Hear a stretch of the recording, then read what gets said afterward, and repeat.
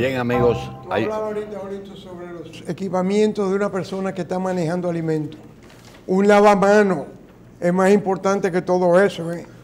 Todos esos lugares donde se manejan alimentos y no hay un lavamano, se está contaminando todo lo que se produce. O sea, cada uno, aunque sea portátil, tiene que tener un lavamano con agua y jabón. No tiene que ser portátil, porque tiene que ser en un local, no en un carrito. A veces lo tienen en un carrito, un camión. En un carrito es un problema.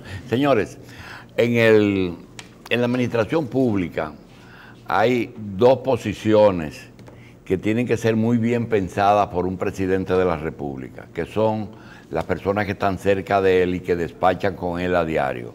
Uno es el que le proporciona toda la administración de la estructura del Estado, que es el secretario administrativo de la presidencia. Con esa figura hay algunos problemas porque están los compromisos políticos del presidente, pero también está lo que de verdad tiene que hacerse para hacer una buena administración, que a veces no es necesariamente lo político. Sobre todo lo que es legal. Por otra parte, hay otra posición que esa, en este caso, es muy importante. Primero, porque el presidente no es abogado. Segundo, porque está desempeñada por una persona que no está en el día a día de las interioridades de un partido político que siempre está en efervescencia, que es el partido del gobierno, en la era del PLD. Y tienen que revisar todas las acciones antes de llevarlas, de ejecutarlas, para ver si son legales. Es un trabajo enorme, no solamente en lo interno, sino en las relaciones del Poder Ejecutivo con los otros poderes. Si se manda un proyecto de ley, es el consultor jurídico que tiene que prepararlo, discutirlo y afinarlo, que vaya de acuerdo con las leyes existentes, con la Constitución y con los compromisos internacionales que pueda tener el país. Es decir, que en el día de hoy creo que el presidente debe sentirse muy tranquilo porque tiene una persona que llena todo ese requisito y nosotros estamos contentos porque lo tenemos con nosotros aquí. El doctor Flavio Darío Espinal, que es el consultor jurídico del Poder Ejecutivo. ¿Cuál es tu segundo apellido, Flavio? Jacobo. Espinal Jacobo. Ah, bienvenido entonces. Bienvenido a la comunidad. De la colonia. No, claro, sí, claro. Una familia árabe. Doctor, el otro día lo recordamos, no para tratarle el caso, sino cuando surgió el desfase entre un jefe de un partido político y un médico director del IDCS, en el que se discutió acerca de el deseo que tenía el partido político de colocar toda su gente en esa institución. Recordé el caso de Antonio Guzmán con su hermano Nonón y la Cruz Roja. El presidente en su primer decreto nombró a su hermano presidente de la Cruz Roja y resulta que cuando averiguaron, la Cruz Roja Dominicana, el presidente del Consejo de la Cruz Roja, no se puede nombrar por decreto. Tiene que ser mediante un mecanismo que se le someta una terna o algo al presidente. Es decir, la administración pública tiene cosas que son del Poder Ejecutivo, pero son atribuciones o de instituciones autónomas o que la ley prevé que se haga otra. ¿Cómo ustedes pueden controlar esas cosas? Sí, gracias por la invitación. Quería decirlo antes de empezar a responder y lo bien que está esto con esta música navideña.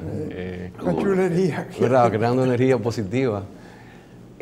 Mira, en un régimen presidencial se asume que el presidente tiene la potestad de nombrar a los funcionarios de los diferentes estamentos de la administración, pero cada vez más se crean figuras en las que de alguna manera condicionan las opciones del presidente para nombrar. Por ejemplo, en ese caso, tengo entendido que es el Consejo Nacional de la Seguridad Social la que propone terna, por ejemplo, o casos más específicos, la comisión, El Consejo Directivo del IDSS. del IDSS Sí. lo presenta No. opciones. Recibe una terna del presidente y debe seleccionar a la persona. Correcto. El consejo. Exacto, correcto, tienes razón. Por ejemplo, en estos días estamos manejando reemplazar los miembros que agotaron el turno en procompetencia. Entonces, ahí viene, el presidente le presenta Una terna. ternas al Senado, que tiene que elegir 2 de unas opciones, y la Cámara de Diputados, perdón, 3 el Senado, la Cámara de Diputados 2. Los que eligió la Cámara de Diputados están vigentes. ¿Es el grupo de empresarios que vimos que tomó posesión? No, ese es el Consejo Nacional de Competencia, que se llama Procompetencia. Ay, el competitividad. No, competitividad es otra cosa. Esa es de Yolanda Martínez. La que preside la licenciada Yolanda Martínez. Lo mismo con la comisión se llama comisión, se le conoce como Comisión de Defensa Comercial, que es la Comisión de Prácticas Desleales del Comercio, Proconsumidor. se le conoce como Comisión de Defensa Comercial. El presidente ahí designa, pero lo somete al Senado a confirmación. Y así hay otros órganos. Entonces, ¿cómo uno resuelve eso? Bueno, estando pendiente de si... Los senadores son los que confirman los embajadores. Eso ya es según la Constitución. Los senadores, el Senado confirma... Un senado puede rechazar un nombramiento Sí, lo o puede una rechazar, sugerencia. perfectamente lo puede rechazar. Sí, claro. ¿Y es una terna o es un nombre? Es un nombre. En este caso, lo que dispone la Constitución es que... Bueno, el procedimiento es el como siguiente. en Estados Unidos. Como Estados Unidos, sí. Primero se solicita el beneplácito al país de destino. El placer. Luego viene el llamado placer. Luego viene el presidente, lo designa por decreto, obviamente, y luego va al Senado para que el Senado lo confirme y ya está listo para ir a acreditarse. Bien, está claro. Doctor, nosotros le tenemos una emboscada. De verdad. Nosotros estamos extrañamente metidos en un problema de tipo político y quiero que nos pase una experiencia que no sabía que usted era una persona especializada en predicciones astrológicas Y horóscopos personales. De verdad. Yo tuve el privilegio de las pocas veces que he hablado con el presidente Fernández, que me contó que él hizo un viaje a Estados Unidos hace mucho tiempo antes de las elecciones de Estados Unidos y que el señor embajador en Washington le dijo: tú ves ese muchacho que está haciendo campaña en Chicago, ese va a ser el presidente de la República. Barack Obama. Él le dijo, pero con muchos años antes. Y resulta que Barack Obama llegó a ser presidente y me dijo, mire, llegó. Yo no lo creí. Yo le dije que tenía demasiado handicap. Me dijo, no, ese va a ser presidente. Yo quiero que usted no diga quién va a ser presidente en el 20 aquí. No. Parece que es más fácil No llega tan lejos, más fácil predecir la política americana que predecir la política dominicana. Aquí es más complicado. Es más ¿verdad? complicado, yo pienso, sí. ¿Qué hace un consultor jurídico? ¿Qué relación tiene con el presidente? ¿Es directa o es solamente de un jefe a un subalterno? ¿Qué tipo de relación tiene el consultor jurídico? El hombre de confianza del presidente. Sí, bueno, el doctor Hassim explicaba la labor que tiene un consultor jurídico en la relación con el presidente de la República. Toda la documentación de toda la administración llega al presidente de la República a través del consultor jurídico y ahí preparamos todo lo que tiene que ver con los decretos, las pensiones, los proyectos de leyes. La ley orgánica de la administración pública le otorga a la consultoría jurídica el papel de ser como el unificador de la doctrina administrativa de la administración pública. Quiere decir que cuando hay al interior de la administración conflictos de interpretación de una norma o de una competencia, pues la consultoría jurídica tiene que emitir opinión al interior de la administración definiendo la cuestión de qué se trata. Ya distinto es cuando es otro poder del Estado o cuando es un órgano constitucionalmente autónomo.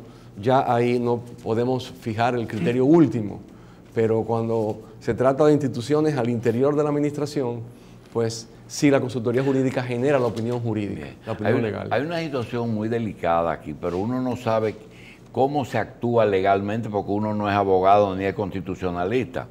La última reforma constitucional del 2000, no, la del 2010, no la del 2012. Es una nueva constitución, doctor. Tenía como una nueva casi constitución, decía que esa reforma implicaba la revisión de una cantidad de leyes que superaban 100 o 200, una cosa así. Y eso nunca se logró. Doctor Espinal, ¿cuál debe ser la conducta, tanto de la justicia, si ya de hecho un buen abogado puede decir, esa ley no es correcta porque la Constitución dijo que está sujeta a revisión? Solamente el que una Constitución diga que está sujeta a revisión podría ser eliminado los argumentos que ella enarbola. Sí, mira, son dos temas relacionados pero distintos. Una cosa es que la Constitución Dominicana estableció lo que se llama reserva de ley en relación a una cantidad de materias. Es muy peculiar, no todas las constituciones tienen esa característica. Si uno se va leyendo la Constitución, dice, la ley determinará el procedimiento. Sigue leyendo y se encuentra otro artículo que dice, se regulará o se regirá de acuerdo a los criterios establecidos por la ley. O el reglamento determinará. En algún caso, quizá uno o dos en la Constitución, hay una reserva reglamentaria, es decir, que se hará por reglamento, tal materia. En general es una reserva de ley que hace. Esta es una Constitución que tiene esa característica y de ahí que constantemente se hable de que faltan leyes que generó la Constitución, que mandó la Constitución. Correcto. Se han hecho muchas, yo no tengo el conteo en este momento, pero miren, recientemente el Congreso aprobó y está terminando el proceso de aprobar una ley que tiene que ver con la regulación de los estados de excepción, por ejemplo. Esa es una ley que estaba pendiente y así hay otras. ¿Qué es el estado de excepción? Y perdóneme que lo estoy viendo todos los días en la prensa. Sí, bueno, la Constitución de 2010 definió de manera mucho más detallada que la anterior Constitución los regímenes de excepción, que es aquellas situaciones excepcionales que, digamos, le dan atributos al Poder Ejecutivo para lidiar con esas situaciones.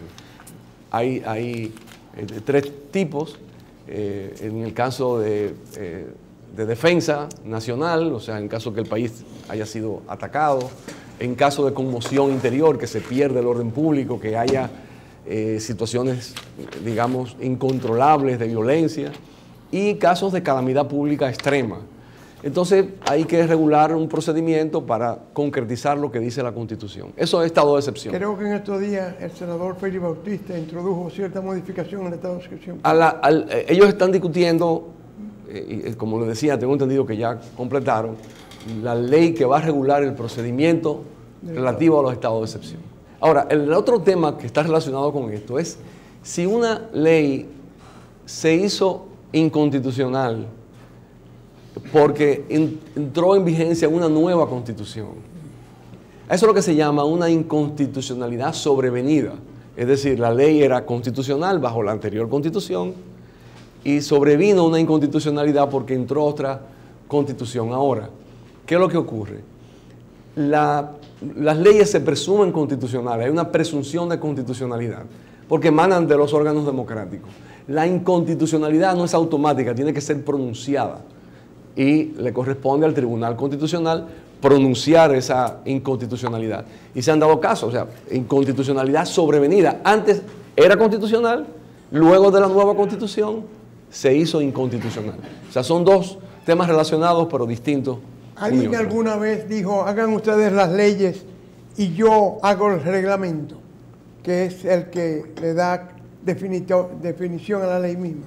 Esa es otra tendencia que hay en el derecho moderno, que tal vez en los años 60, 70, incluyendo los 80, tal vez no se veía tanto, pero cada vez más las leyes al final disponen que se elabore un reglamento para la ejecución e implementación de la ley. La ley define los conceptos, las reglas generales, el marco institucional de la institución de que se trate, etcétera, y luego manda un reglamento. El reglamento es una potestad del Poder Ejecutivo, ya sale del Poder Legislativo. Entonces el reglamento tiene que estar conforme a la ley. Y como es del Poder Ejecutivo, que es un órgano unipersonal, de acuerdo con la ley de acceso a la información pública y de acuerdo con la ley que define los derechos de las personas frente a la administración, los proyectos de reglamento tienen que ser sometidos a la opinión pública, es decir, a consulta pública. La consulta genera opiniones de los interesados, el Poder Ejecutivo las pondera, no es mandatorio, las pondera y las incorpora. Entonces ahí se producen los reglamentos.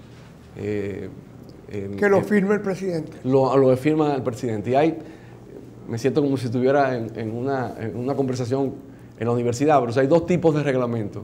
Lo que se llama el reglamento ejecutivo, que es el reglamento que manda una ley que se haga, y el reglamento autónomo es cuando no hay una ley que rija la materia, se produce un reglamento que rige una determinada materia. Cada día eso es más extraño, menos usual, porque hay una expansión legislativa, ya todo está legislado prácticamente, o se ha relegislado, se han creado nuevas leyes con relación a materias que ya habían sido legisladas. Yo recuerdo en el 2003 el presidente Mejía firma la ley de migración y el reglamento no se firma hasta en el 2007, 4 años pasaron entre una cosa y otra. ¿Eso es prudente?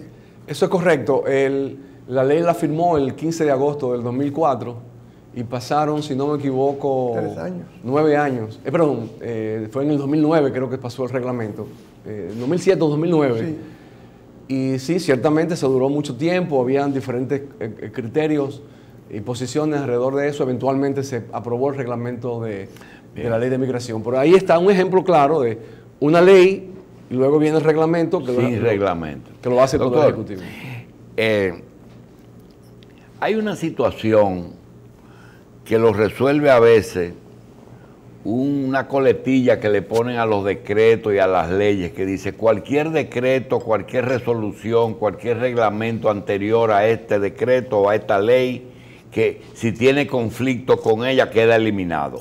Pero eso yo lo he visto en algunos y otros no. Por ejemplo, un ejemplo clásico, el presidente Antonio Guzmán, cuando llega al poder, emite un decreto y dice, se le ordena al director de suministro del gobierno que adquiera artículos de fabricación nacional, que le dé preferencia a los artículos, aunque fueran 15% más caros de los de importación. Pregunta, si no aparece nada después de esos 30 o 40 años de emisión de ese decreto y otros similares que no sean, posiblemente ninguno diga queda sin efecto, ¿qué vigencia tienen? Mira, hay dos maneras de derogar las normas jurídicas. Una que es la manera expresa en la que una ley dice queda derogada la ley tal, o quedan derogados los artículos tales de la ley tal. O de tal decreto. O de tal decreto. Un decreto dice queda derogado el decreto número tal. Esa es la derogación expresa. Viene la derogación implícita, que es cuando dice quedan derogados toda disposición que sea contraria a esta ley o este decreto, etc. Ahí entonces habría que esperar que se dé la situación para poner estas dos leyes o estos dos decretos en juego y decir, no, pero esta ley mandó a que se derogara cualquiera que fuera contraria, o el decreto mandó a derogar cualquiera que fuera contrario, y ahí se ve que es contrario a este último, la última voluntad del legislador o la última voluntad del Poder Ejecutivo. Con relación a ese decreto en particular, asumiendo que no hubiera ningún decreto que derogó aquel decreto, habría que ponerlo en contexto más amplio y ver si hay normas legales, normas constitucionales o tratados internacionales que derogaron esa disposición. Por ejemplo, habría que examinar si el TLC, si el DERECAFTA tiene alguna disposición que impida que el Estado pueda tener una política de preferencia frente a los productos nacionales. Un paréntesis. Constitución, tratados y acuerdos y leyes, o leyes arriba de tratados y decretos. ¿Cómo es el orden? Tratados supraconstitucionales. No, arriba de la Constitución no. Mira, existe lo que se llama el bloque de constitucionalidad, que es es un concepto que se originó en Francia. Dice, a nivel de la Constitución, no solamente está el texto de la Constitución, sino que hay otras normas que tienen ese rango. En la República Dominicana, la misma Constitución dice que los tratados internacionales en materia de derechos humanos tienen rango constitucional. A su vez... Entonces asume los derechos humanos, la Constitución Dominicana. Sí. Todos los tratados... La Declaración de los Derechos Humanos de las Naciones Unidas, de que nosotros somos miembros, tácitamente están dentro de nuestra Constitución. Eso es correcto. Bien. Tienen el rango constitucional. Aquellos que el Estado haya suscrito y ratificado. Junto con los tratados internacionales en materia de derechos humanos, están también las sentencias del Tribunal Constitucional que tienen rango constitucional, porque tienen carácter vinculante. Entonces ese es el bloque ¿De qué Tribunal Constitucional? ¿Del nuestro? Del nuestro. Del nuestro. Sí, del Tribunal Constitucional nuestro. Quiere decir que tienen nivel constitucional, La lo que falla Milton Rey Guevara. Eso es correcto. Entonces, como en Estados Unidos, que las sentencias de la Suprema tienen un toque constitucional. Sí. Hay un acuerdo, la 277. Sí. Lo que pasa es que en Estados Unidos la Constitución no tiene este lenguaje. No dice que los tratados en materia de derechos humanos tienen rango constitucional, ni dice que las sentencias de la Suprema Corte tienen carácter vinculante. Se desprende de la lógica de la Constitución de Estados Unidos. Luego tenemos las leyes, y en República Dominicana hay dos tipos de leyes, las leyes orgánicas y las leyes ordinarias, que en términos de jerarquía no impacta, es simplemente la materia que regulan, las materias que regulan y las mayorías necesarias para aprobar. Pero esas leyes que usted está mencionando necesitan porcentajes diferentes. Correcto. Para su aprobación. Las orgánicas necesitan 2/3 de los presentes y las ordinarias mayoría 50 más 1. Sí. 2/3 de los presentes. De los sí, presentes. De los presentes. No de la matrícula. Hay quórum con ausencia.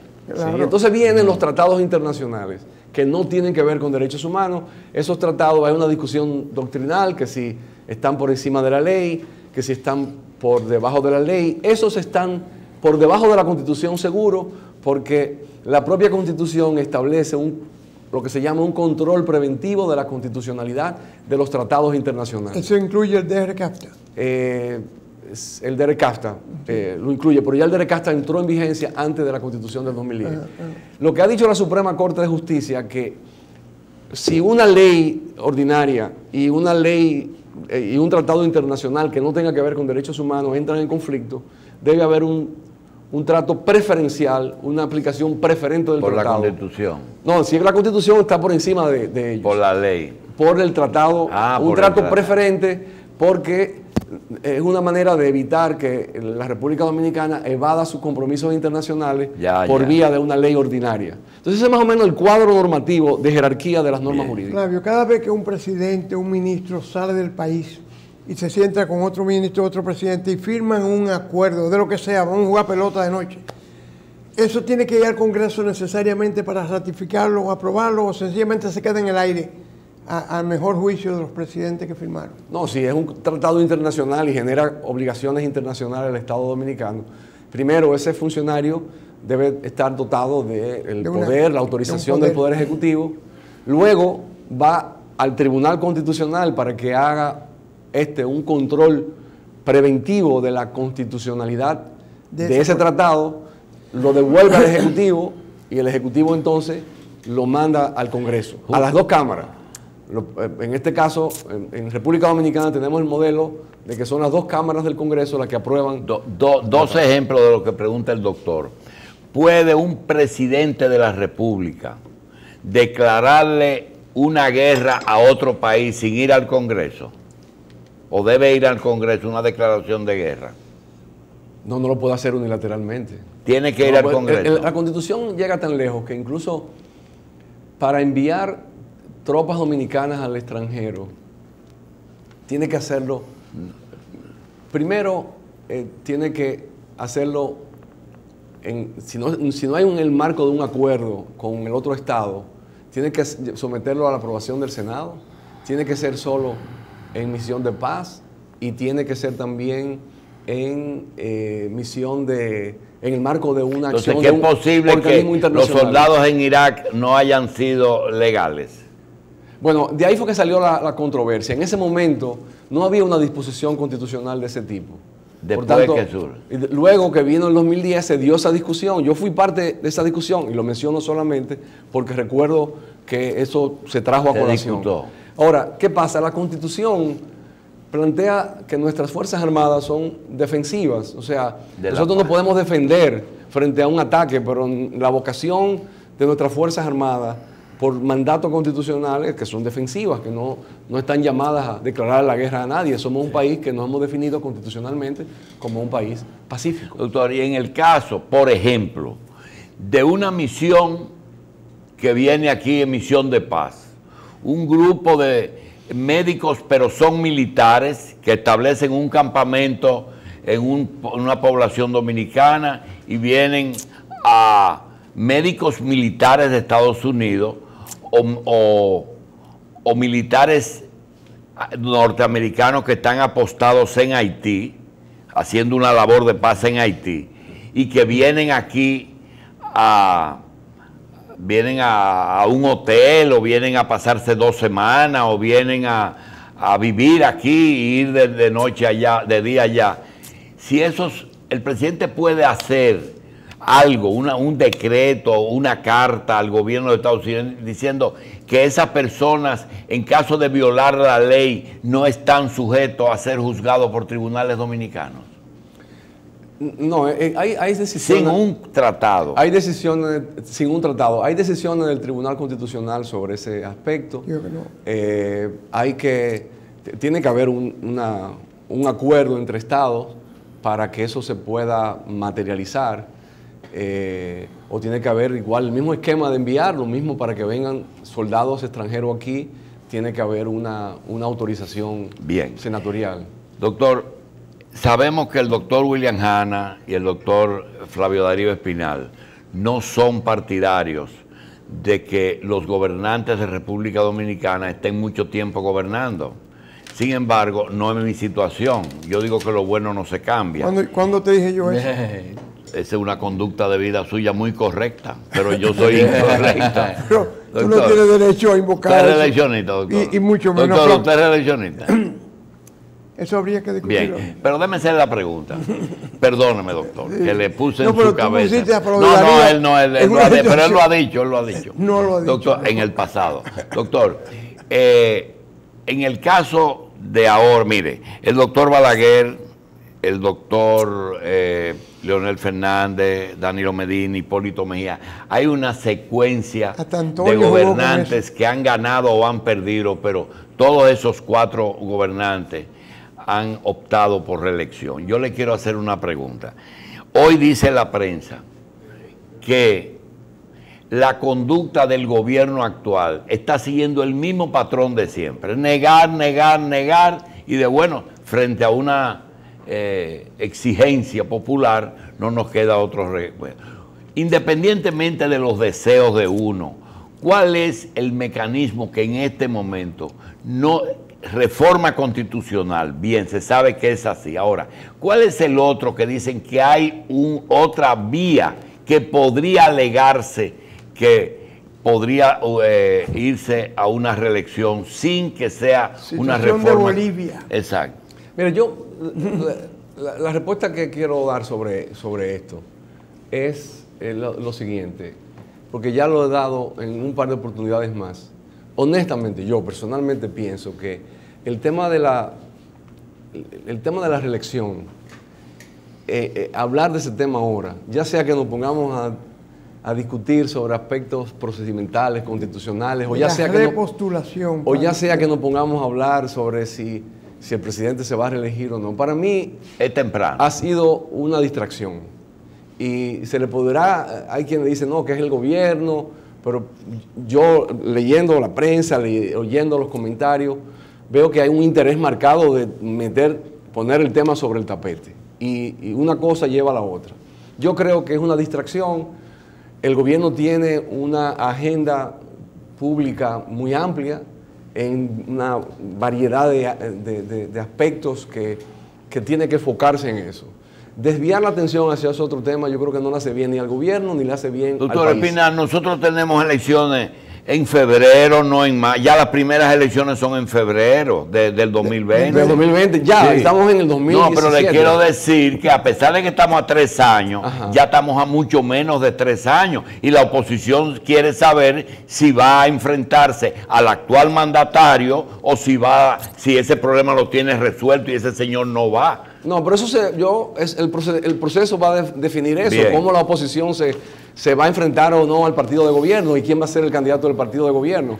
Pero mantener esto constantemente, y ustedes hacen su trabajo, ustedes quieren saber esta pregunta, yo lo que digo es, ahora, de mí dependiera, me enfocara exclusivamente, y creo que lo que el presidente de la República quiere, es enfocarse en la tarea de gobierno, en el área de educación, en el área de vivienda, seguridad social, la reforma del sector salud pública, de los hospitales, reforestación, expandir la actividad económica, más turismo, la infraestructura. O sea, hay una variedad de aspectos que están en la agenda del gobierno, que es lo que tenemos que concentrar. Pero esa es una línea política del gobierno a que usted pertenece, de tratar, todos los funcionarios que le pregunten dicen exactamente, no es tiempo y hay que ocuparse de las cosas. Este es un gobierno que apenas tiene 1 año.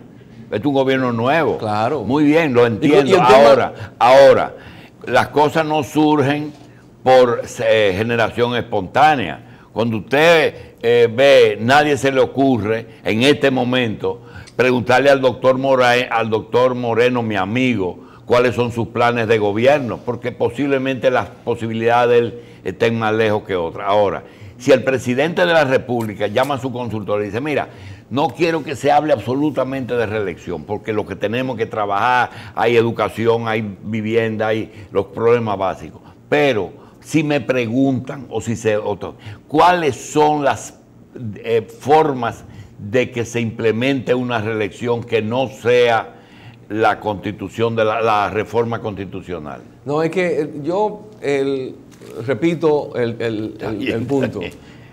Yo no he hablado con el presidente de la República sobre este tema. Esta es mi opinión, la que yo acabo de dar. Tema salió mucho antes de que cumpliera 1 año. Usted dice, el gobierno tiene 1 año y meses. Bien. Pero surgió antes del año. Doctor, en el caso de las telecomunicaciones... ¿Por qué tú no dejas que nos hable de Bolivia, la situación de Bolivia? ¿Cómo fue que se dio eso que se está dando en Bolivia? No, allá en Bolivia fue una sentencia del Tribunal Constitucional, creo, de la Suprema Corte de Justicia. Basada haciendo una interpretación de los derechos humanos. De los derechos de las personas a elegir, ser reelegido y que no podía haber una limitación. Creo que pero en Honduras pasó peor, porque en Honduras está prohibido hablar de modificar la Constitución en ese aspecto. Hablar, por eso sale Zelaya del poder. Sin embargo, el de ahora gana basado en lo que a Zelaya lo tumbaron. Ya. Doctor, en el área de las telecomunicaciones se sabe que el Estado es dueño de todo el espectro radioeléctrico y lo que hace es que lo arrienda. En este caso que hubo recientemente y que afecta a la economía, porque uno de los factores más importantes que tiene la economía y los ingresos del gobierno y la sociedad actual es telecomunicaciones. ¿Cuál fue el problema y cómo ustedes lo solucionaron? ¿Se refiere con el caso con de la Altis, fusión? Con Gomedía y esa cosa. Esa es una pregunta que tiene que ir a Indotel, al presidente de Indotel, al consejo directivo, que es el que legalmente tiene la competencia para manejar eso, decidir eso, ventilar eso y resolverlo. Pero eventualmente hay una resolución del consejo directivo de Indotel que aprobó la fusión y estableció determinadas condiciones adicionales a las que ya habían propuesto en la fusión, pero es una competencia de ellos. Una vez yo fui al Palacio con un amigo, el presidente era Jacobo Magluta, y estaba discutiendo una situación y llamaron, había 2 consultores, era Rafa Cáceres uno y creo que era Stormy Reynosa. Sí. Entonces salieron a buscar el récord, el expediente que estaban hablando. 4 horas después vuelven y no encuentran el expediente. Hoy la Contraloría está totalmente digitalizada. Ya no pasa eso. No, claro, siempre puede ser difícil conseguir un expediente muy atrás que ya debe estar tal vez en el Archivo General de la Nación, pero ya tiene un número de años, en el caso de la consultoría jurídica del Poder Ejecutivo, que se está digitalizando toda la información. Para inclusive todas las leyes y las gacetas. leyes, los es decir, que decretos. ya la consultoría no imprime las gacetas. Sí, se imprime la Gaceta. Ah, la imprime. Todavía se imprime porque todavía no tenemos una ley. ¿Anualmente o semestralmente? No, constantemente, ni siquiera semestral. Cada vez que se mensualmente, que se cada vez que una tenemos, ley. Ahí tenemos en la consultoría al señor Quesada, que entró al Palacio en 1965. Chiquito, Y todavía está en la consultoría. Él se encarga de eso y constantemente, cada mes o a veces menos si se acumulan leyes o decretos, reglamentos y demás. Entonces, todo eso va y se digitaliza, pero no tenemos una ley que haga posible que la publicación digital tenga efectos jurídicos. De acuerdo con el Código Civil, las leyes, los decretos, tienen que ser publicados en un periódico de circulación nacional y decirse que es una publicación oficial o en la Gaceta Oficial. Y luego Todavía entran en rige el vigencia término de 24 horas. 24 horas en el Distrito Nacional Y 48 horas en el resto del país, que para otra época estaba bien, no para esta donde ya todo se conoce al instante. Sí mismo. Doctor, queremos darle las gracias y decirle que con excepción creo que de los 3 brazos, que tenemos un programa especial esta semana, Y el porque SEA. los 3 brazos tienen un componente también de todas las tierras que quedaron de Trujillo, más que lo que ocasionó la venta de esas tierras. Yo creo que la consultoría no ha tenido ningún ruido en su gestión, así que yo lo felicito. Gracias. Antes de ser amable. consultor jurídico, tú fuiste embajador, Embajador en Washington. Sí. Sí. Una parte Y importante. fui primero embajador ante la OEA y luego embajador en Ah, Washington. qué bueno. Sí, No, así él es. ya tiene Tu papá un- estuvo en el gobierno de Antonio Guzmán, ¿no? Así es. Estuvo en el gobierno de don Antonio A Guzmán. él lo que le falta nada más es la presidencia de la República. y tiene el perfil. Sí. Está ahí. Doctor, gracias. Pasen un buen Y día. además, como es, Que me voy a trabajar. como es Gracias, turquito, doctor. tiene 50,000 votos ya. Menos beneficios está recibiendo el afiliado. ¿Por qué? No tiene Por- sentido eso. Eso es la cosa más inverosímil que yo puedo